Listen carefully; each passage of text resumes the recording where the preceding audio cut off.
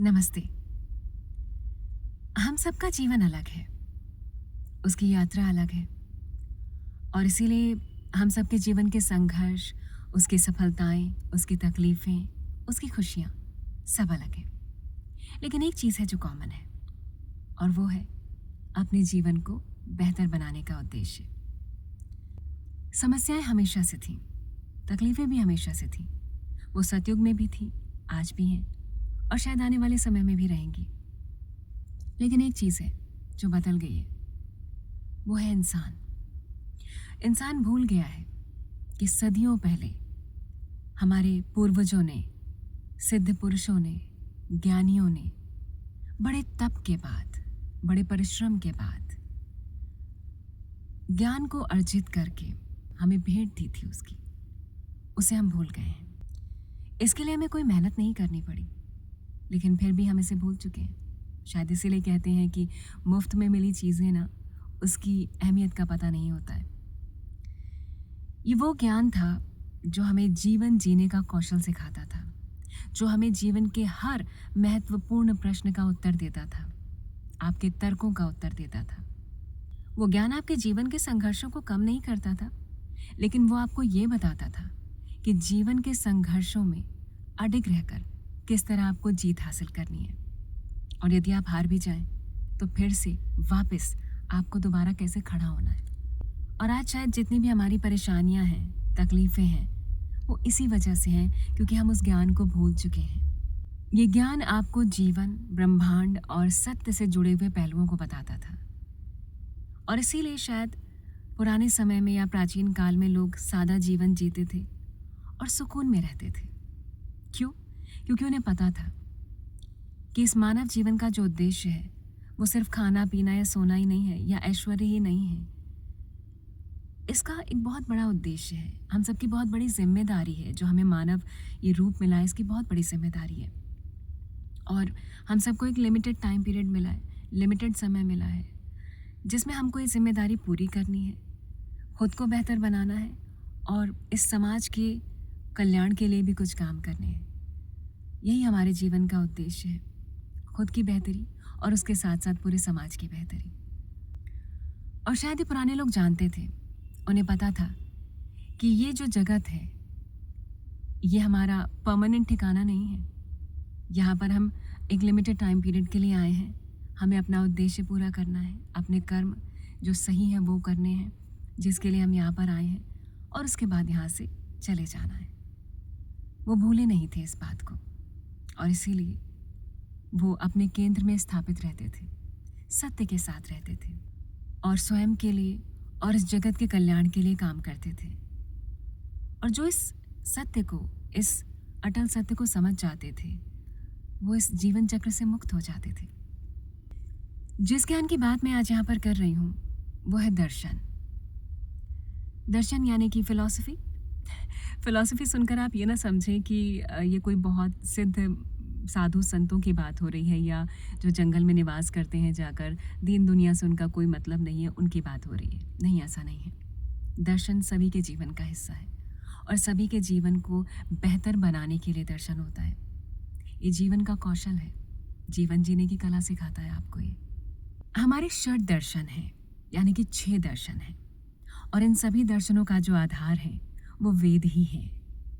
हालांकि ये अलग विषय है और काफ़ी लंबा विषय है, तो इसके बारे में हम फिर कभी अलग से चर्चा करेंगे। ऐसा नहीं है कि हम पहले और विषय नहीं पढ़ते थे। हम प्राचीन काल में जब गुरुकुल का समय हुआ करता था तब हम सभी विषय पढ़ते थे, जैसे विज्ञान हुआ, साहित्य हुआ, इतिहास हुआ, कूटनीति, राजनीति, गणित, अर्थशास्त्र, खगोल शास्त्र, ज्यामिति, सब कुछ पढ़ते थे हम। लेकिन दर्शन एक केंद्र बिंदु होता था, दर्शन वो आधारशिला होता था, क्योंकि यहीं से जीवन का बेस तैयार होता था। ये उस नींव जैसा होता था जो जीवन के बड़े बड़े आंधी तूफान आने पर भी ना आपको डिगने नहीं देता था। और जब दर्शन के साथ आध्यात्म मिल जाता था तो आनंद उतरता था, और आज भी उतरता है। ऐसा नहीं है कि आज नहीं उतर रहा है। आज लोग फिर से वापसी कर रहे हैं और धीरे धीरे जीवन को बेहतर बनाने की प्रक्रिया में लग चुके हैं, जो लोग वाकई में सुकून और शांति पाना चाहते हैं उनके लिए।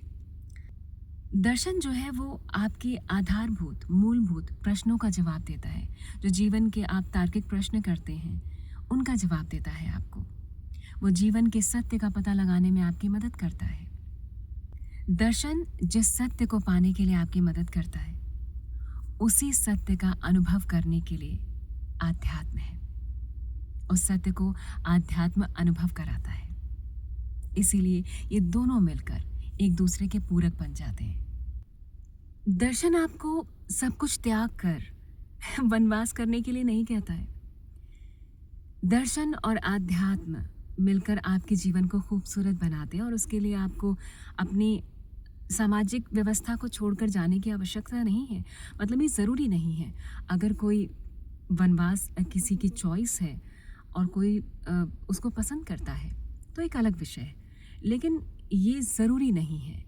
तो बहुत से लोग डरते हैं इस बात से कि दर्शन आध्यात्म यानी कि एक ख़ास उम्र में ही हमें ये सब पढ़ना चाहिए और शायद अगर हम इन चीज़ों में लगेंगे तो हम समाज से दूर हो जाएंगे, या हमारी रोज़मर्रा की ज़िंदगी का क्या होगा, हमारे गृहस्थ जीवन का क्या होगा।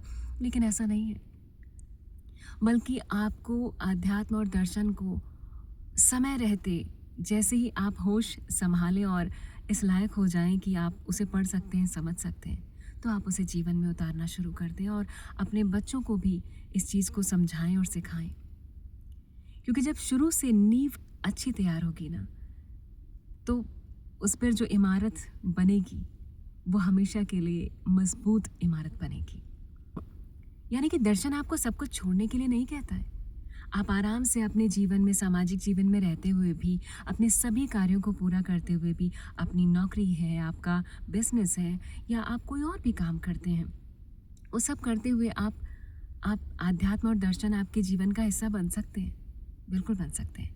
बस शर्त यह है कि आपको स्वयं के लिए थोड़ा सा एकांत का समय निकालना है। एकांत का नाम सुनकर आपको डरने की बिल्कुल भी ज़रूरत नहीं है, क्योंकि एकांत का मतलब ये नहीं है कि कुछ अलग गतिविधियां होंगी इसलिए शायद एकांत चाहिए। नहीं, एकांत में जब आप होते हैं तो शोर शराबे से दूर होते हैं, और जब आप शोर शराबे से दूर होते हैं तो फिर आप खुद से मिलते हैं। आपके मन में क्लैरिटी आती है, आपको क्या चाहिए, आपके जीवन के प्रश्न क्या हैं, आप परेशान क्यों हैं, आपको किस चीज़ का हल चाहिए, वो आपको एकांत देता है। और हम क्या करते हैं, हम अपनी ज़िंदगी में भागना चाहते हैं, हम उन सवालों से भी भागते हैं, हम अपनी परेशानियों से भागते हैं कि हमें उनका सामना ना करना पड़े। लेकिन यकीन मानिए, जब आप उनका सामना करते हैं तो आपको उनका हल भी मिल जाता है, और इसमें आपके दर्शन और आध्यात्म बहुत मदद करते हैं। इसीलिए एकांत ज़रूरी है। अपनी रोज़मर्रा की ज़िंदगी से अगर बहुत ज़्यादा ना सही, अगर आप एक आध घंटे का भी समय निकाल लें अपने लिए, सुकून से बैठें, सोचें, सब चीज़ों को साइड रख दें और फिर अपने आप से प्रश्न करें, तो उनके जवाब भी शायद आपको मिलने शुरू हो जाएंगे और रास्ता बन जाएगा। तो आपकी बहुत सारी परेशानियां तो वहीं पर ख़त्म हो जाएंगी। परेशानियां हैं ही इसलिए क्योंकि हम अपने साथ बैठते ही नहीं हैं। हम किसी न किसी चीज़ में लगे रहना चाहते हैं। शायद हम डरते हैं खुद का सामना करने से, और जब ये डर हम दूर करते हैं और उसका सामना करते हैं तो आपके बहुत सारी परेशानियों का हल हो जाता है। और यदि आप इन विषयों को गहराई से समझते हुए सत्य की खोज की तरफ बढ़ते हैं और आध्यात्म की ऊंचाइयों तक पहुंचते हैं या उसकी गहराइयों तक पहुंचते हैं, तो आपके जीवन में आनंद उतरता है। ऐसा नहीं है कि तब आपके जीवन में कष्ट नहीं होते या परेशानियां नहीं होती हैं, लेकिन ये उनको सहने की शक्ति भी देता है, और उन परेशानियों में रहते हुए भी ना आपको आनंद रहता है कि ठीक है, मुझे पता है कि मैं इनसे पार पा सकता हूँ या पार सकती हूँ। और यही हमारे जीवन का उद्देश्य भी है कि हम इस जीवन के रहते हुए ही अपने जीवन में स्थिरता ला पाएं, सुकून ला पाएं, सारी परेशानियों के बीच अपने आप को स्थिर कर पाएं, और सिर्फ खुद को ही नहीं, दूसरों तक भी ये सुकून पहुंचा पाएं, उनकी भी मदद कर पाएं। यही हमारे जीवन का उद्देश्य है। तो क्यों ना आज से ही आप अपने जीवन में आध्यात्म और दर्शन को शामिल करें और देखें कि आपके जीवन में क्या बदलाव आता है।